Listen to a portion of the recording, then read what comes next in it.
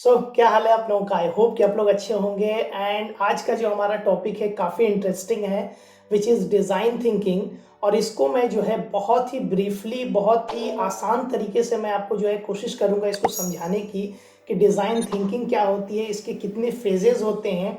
ये सारी चीज़ें जो है हम एंड तक जो है इसको डिस्कस करेंगे। एंड तक वीडियो देखना, स्किप मत करना। और अगर आपने चैनल को सब्सक्राइब नहीं किया है तो चैनल को सब्सक्राइब कर लो, बेल आइकन दबा देना, ताकि इस तरह की वीडियो जब भी आए तो नोटिफिकेशन आपको जो है टाइम पे मिल जाए। तो चलिए स्टार्ट करते हैं।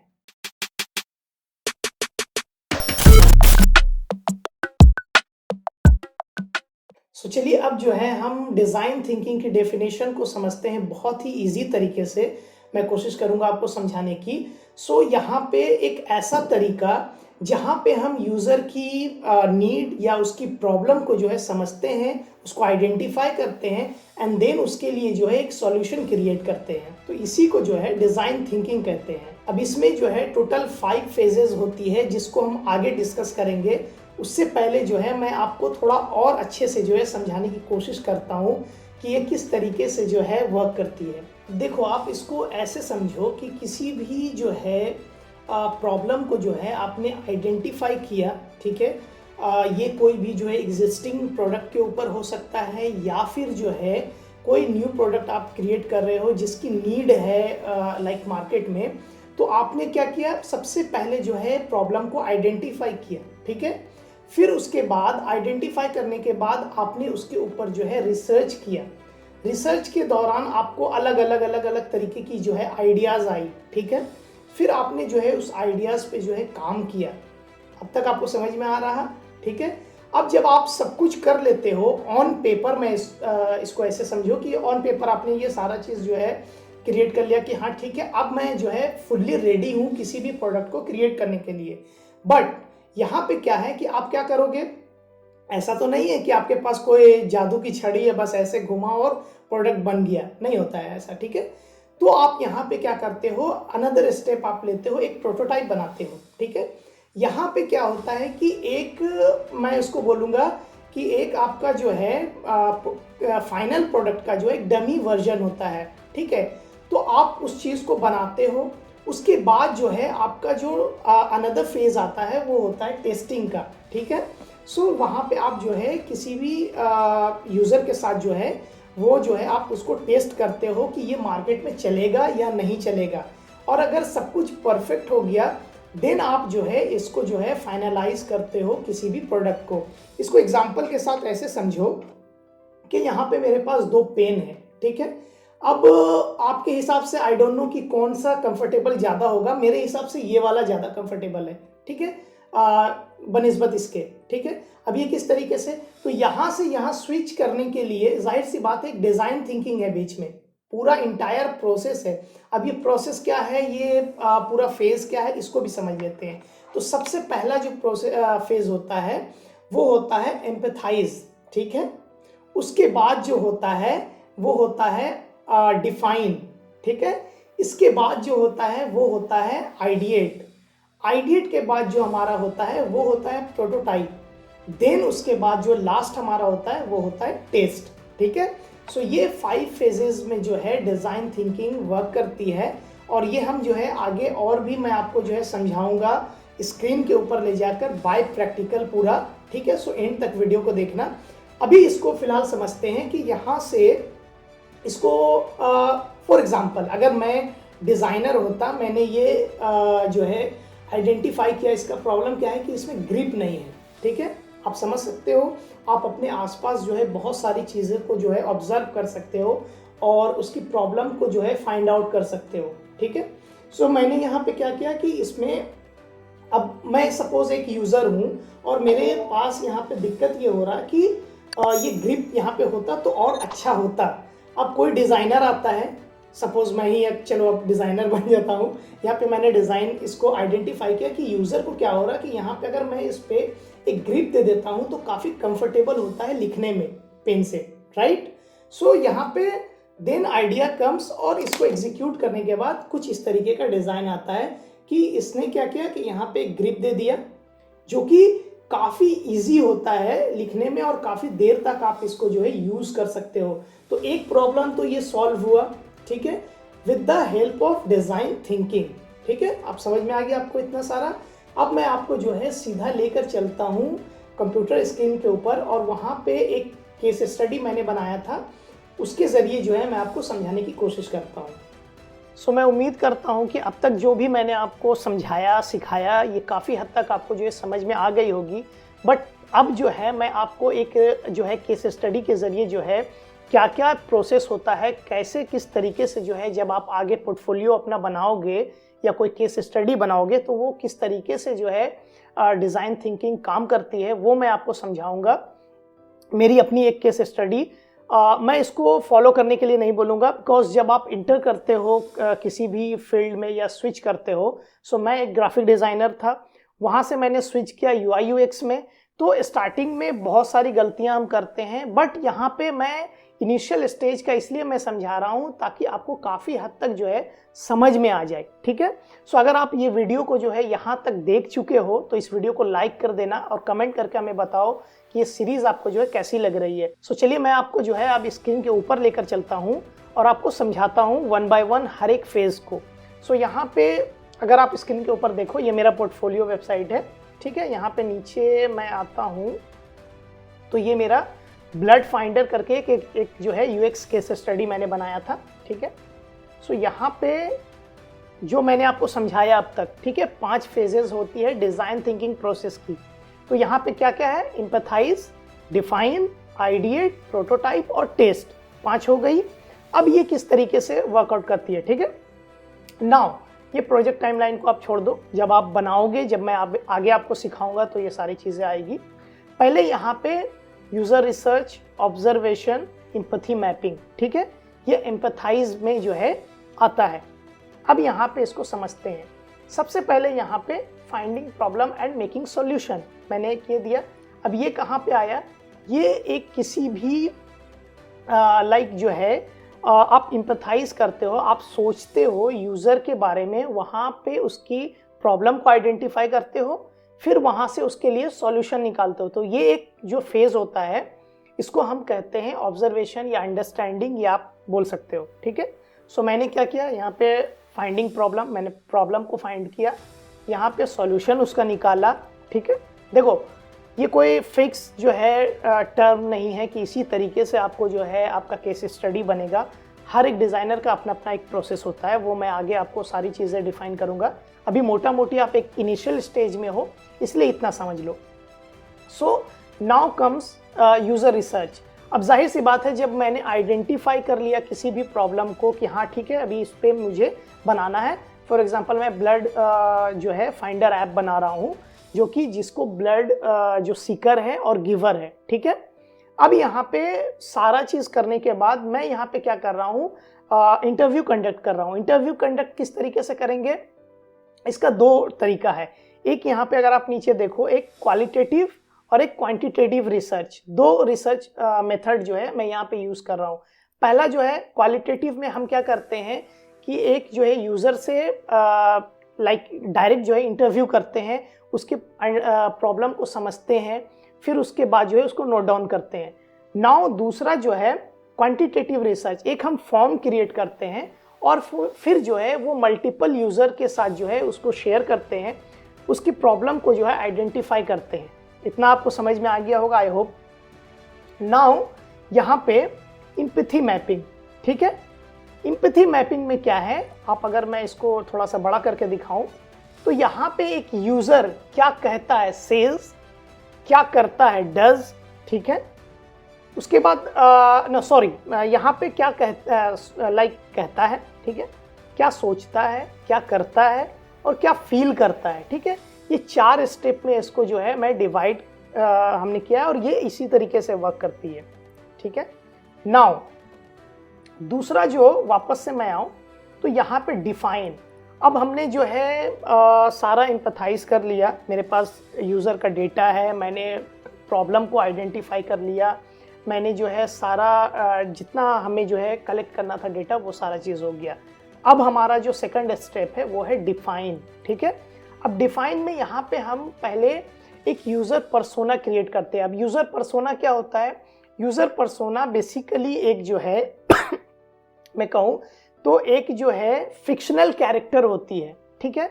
तो जब भी आप यूएक्स लाइक जो है कोई भी जो है डिज़ाइन करते हो, ठीक है, तो एक पर्सोना हम क्रिएट करते हैं। पर्सोना किस तरीके से है, यहाँ पे मैं आपको दिखाऊं। देखो, एक मैंने यहाँ पे पर्सोना बनाया, कोई भी एक रैंडम जो है नाम ले लिया, उसकी एज, उसकी ऑक्यूपेशन, उसका लोकेशन, ठीक है। अब उसका दो भाग में जो है उसको क्रिएट कर दिया कि उसकी फ्रस्ट्रेशन क्या है, उसका गोल क्या है, कि जो वो प्रॉब्लम क्या फेस कर रहा, और अगर मैं ये ऐप बनाता हूँ तो उसकी जो गोल होगी इस ऐप के ज़रिए वो क्या सॉल्व होती है, ठीक है। आई होप कि इतना आपको समझ में आ गया। तो ये एक फिक्शनल कैरेक्टर होती है, एक भी आप बना सकते हो, एक से ज़्यादा भी हो सकती है, यूज़र पर्सोना, ठीक है। नाउ दूसरा जो हमारा है वो है आपका यूज़र जर्नी मैप। अब यूज़र जर्नी मैप क्या होता है, इसको थोड़ा सा मैं समझाऊं तो एक यूज़र, अब मान के चलो कि बहुत सारे ब्लड जो है डोनेशन जो है ऐप है, ठीक है। अब वहाँ पे कोई भी ऐप जो है इतना यूज़र फ्रेंडली नहीं है, या फिर कोई बटन दबा रहा तो वो बटन काम नहीं कर रहा। तो अब एक यूज़र जर्नी ये डिफाइन करता है कि यूज़र जब किसी ऐप को यूज़ करता है तो उसको क्या क्या प्रॉब्लम जो है फेस करनी होती है। नाउ सिमिलरली अगर हम बात करें कॉम्पिटिटिव एनालिसिस की, तो यहाँ पे क्या है कि हम नोट डाउन करते हैं कि जो हमारा कॉम्पिटिटर है, जो हम प्रोडक्ट बना रहे हैं, जाहिर सी बात है आप अकेले नहीं हो मार्केट, ठीक है। तो आपका जो कॉम्पिटिटर है उसको, उसकी फीचर्स को हम नोट डाउन करते हैं, ठीक है। उसके अंदर क्या है और हम क्या दे रहे हैं, लाइक हम जो है उसको क्या चेंजेस दे रहे हैं जिससे हमारा अल्टरनेट जो है एट द एंड जो है यूज़र एक्सपीरियंस बेटर होगा, ठीक है। सो यहाँ पे आप स्क्रीन के ऊपर देखो, ठीक है। सो हमने आइडेंटिफाई किया कि एक सपोज ए जो है, एक नाम मैं दे देता हूँ, ए लाइक ऐप है, उसकी ये फीचर है, ये नहीं है। बी जो है उसकी ये फीचर है, ये नहीं है। देन हमारा आता है कि हम इसमें क्या क्या जो है इसमें सुधार करते हैं और सारे फीचर्स को हम जो है देने की कोशिश करते हैं। इतना आपको समझ में आ गया। नाउ मैं आपको वापस से ले चलता हूँ यहाँ पे, ठीक है। कॉम्पिटिटिव एनालिसिस, प्रॉब्लम स्टेटमेंट, ठीक है। प्रॉब्लम स्टेटमेंट को हमने समझ लिया कि आइडेंटिफाई किया बेसिकली। Now hypothesis. हाइपोथेसिस एक थोड़ा वास्ट है, बट इसको इन शॉर्ट में थोड़ा सा बता दूं आपको, तो ये इस तरीके से है कि किसी भी प्रोडक्ट के बारे में जब हम सोचते हैं तो क्या हो सकता है, व्हाट इफ़ अगर हम ऐसा करें, व्हाट इफ़ कि हम ऐसा अगर करते हैं तो इसका क्या आउटकम निकलता है। इस तरीके से जो है एक हाइपोथेसिस जो है थिंकिंग हम जो है क्रिएट करते हैं, राइट। नाउ अब हमारा आता है आइडिएट। आइडिएट से जब फेज में हम आते हैं तो यहाँ पे हम ब्रेनस्टॉर्मिंग करते हैं। ब्रेनस्टॉर्मिंग जो प्रोसेस है वो होता है, हम सोचते हैं क्या हो सकता है, ये अगर हम ब्लड ग्रुप जो है ये वाला दे दें, अच्छा ब्लड ये ज़रूरत है तो इस लोकेशन पे हम किस तरीके से कर लें। तो एक काइंड ऑफ जो है हम ब्रेनस्टॉर्मिंग करते हैं इस चीज़ के लिए, ठीक है, किसी भी प्रोडक्ट को बनाने में। नाउ ठीक उसी तरीके से एफिनिटी मैपिंग, ठीक है, और कार्ड सॉर्टिंग, इसको इस तरीके से समझते हैं। यहाँ पे मैं आपको नीचे फिर से ले जाऊं तो यहाँ पे देखो एफिनिटी मैपिंग। नाउ इस तरीके का जो है कुछ कार्ड जो है हम ये करते हैं, आप अपने वॉल पे क्रिएट कर सकते हो, या फिर आप इसकी सॉफ्टवेयर जो है फिगजैम वगैरह और भी बहुत सारी है उस पर भी आप क्रिएट कर सकते हो। मैंने मैनुअली यहाँ पे किया है, ठीक है। सो आप बेसिकली करते क्या हो, प्रॉब्लम को आइडेंटिफाई करते हो, अब उसको वन बाय वन जो है लिखते जाते हो कि हाँ ठीक है ये है, ये स्टेप है, ये सारा चीज़ है। बट यहाँ पे मैंने कहीं पे भी कार्ड सॉर्टिंग को नहीं किया। इसका रीज़न मैं आपको बता देता हूँ। कार्ड सॉर्टिंग को इसलिए नहीं किया कि कार्ड सॉर्टिंग एक बहुत ही वास्ट चीज़ है। फॉर एग्ज़ाम्पल जब कहीं पे कैटेगरी क्रिएट होती है, फॉर एग्ज़ाम्पल एक ई कॉमर्स वेबसाइट आपने बनाया, फैशन लाइफस्टाइल हो सकती है, ठीक है, कोई भी लाइक जो है प्रोडक्ट हो सकती है, तो उसकी आप जो है कैटेगरी जब बनाते हो तो वहाँ पे हम जो है कार्ड सॉर्टिंग का यूज़ करते हैं। आई होप कि इतना आपको जो है समझ में आ गई होगी। नाउ अगर हम वापस से जाएं उसके बाद आता है यूज़र फ्लो और साइट मैप, ठीक है। अब यूज़र फ्लो क्या है? सो बेसिकली यूज़र फ्लो ये होता है कि स्प्लैश स्क्रीन, यानी कि स्टार्टिंग जब ऐप कोई जो है डाउनलोड करेगा और उसके बाद उसको ओपन करेगा, सो वहाँ से जो जर्नी स्टार्ट होती है कि यूज़र की, उसको हम जो है यूज़र फ्लो कहते हैं, ठीक है। सो यहाँ पे क्या है कि ऑनबोर्डिंग का एक प्रोसेस होता है। पहले स्प्लैश स्क्रीन आया, फिर ऑनबोर्डिंग हुआ, फिर साइन इन या साइन अप का ऑप्शन आता है, फिर साइन इन में क्या देना है, साइन अप में क्या देना है, फिर जब होम पेज में आ जाता है बंदा, तो होम पेज में क्या क्या ऑप्शंस जो है एक यूज़र को मिलता है। तो ये जो यूज़र की पूरी जर्नी होती है, उसको हम जो है यूज़र फ्लो के ज़रिए जो है हम डिफाइन करते हैं।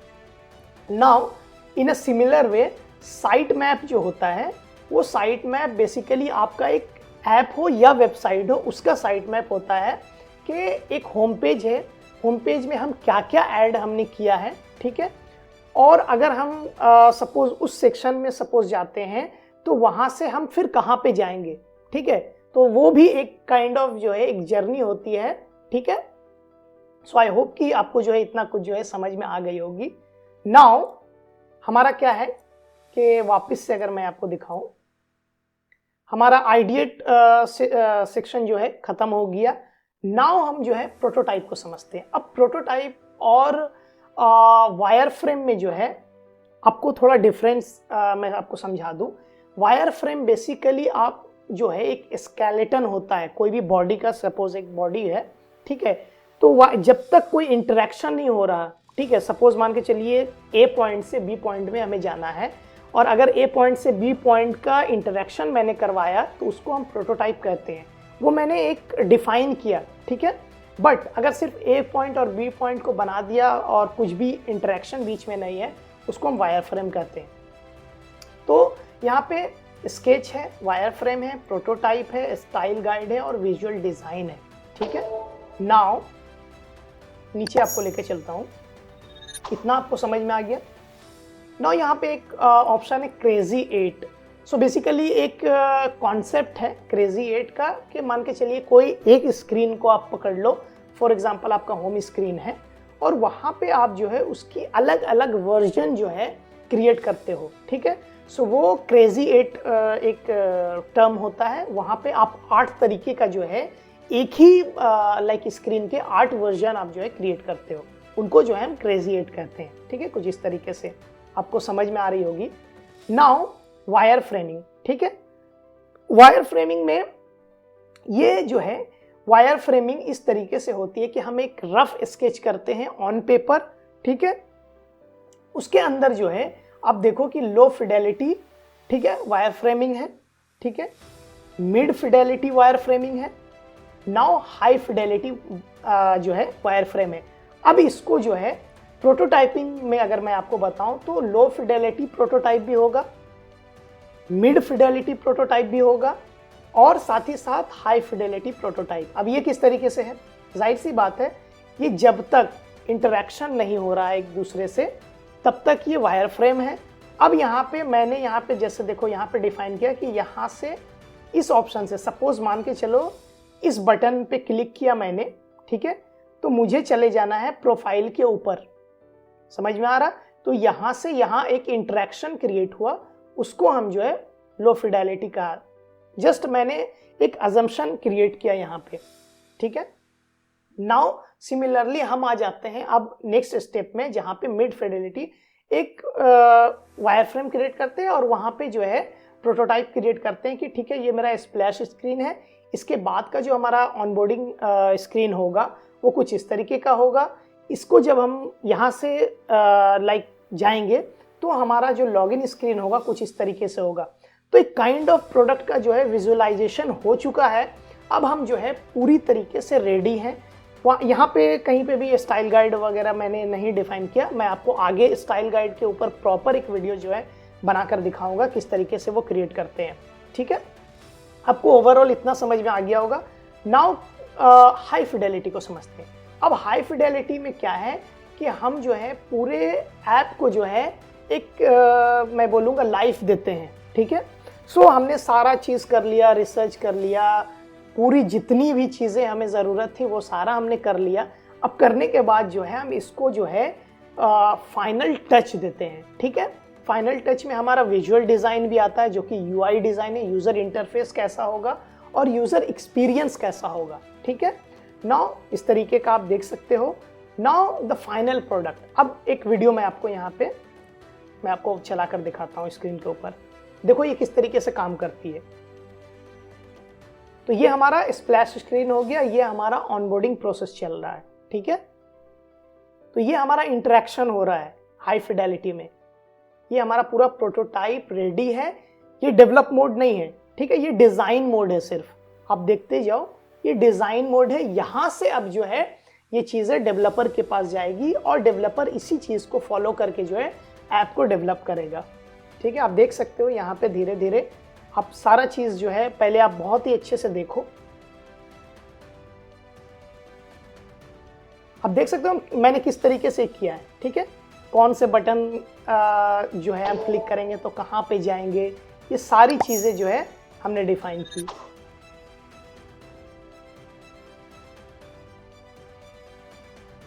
देख रहे हो आप, वापस से आ गए। ठीक है, तो ये फिनिश हो गया। सो आई होप कि आपको जो है काफ़ी कुछ जो है इसमें सीखने को मिली होगी। आई नो थोड़ा वीडियो जो है लंबा हो गया, बट ये रिक्वायर्ड थी। ठीक है, और अगर आपको जो है सीखनी है तो एंड तक वीडियो को देखो। और चैनल को अगर आपने सब्सक्राइब नहीं किया है तो अगेन मैं कह रहा हूँ, चैनल को सब्सक्राइब कर दो, बेल आइकन को दबा दो, ये वीडियो को अपने दोस्तों के साथ जो है शेयर करो, वीडियो को लाइक कर दो, कमेंट करके हमें बताओ कि और आप क्या सीखना चाहते हो। ठीक है, सो फिर मिलूंगा आपको नेक्स्ट वीडियो में इसी सीरीज के। ठीक है, सो तब तक के लिए अलविदा।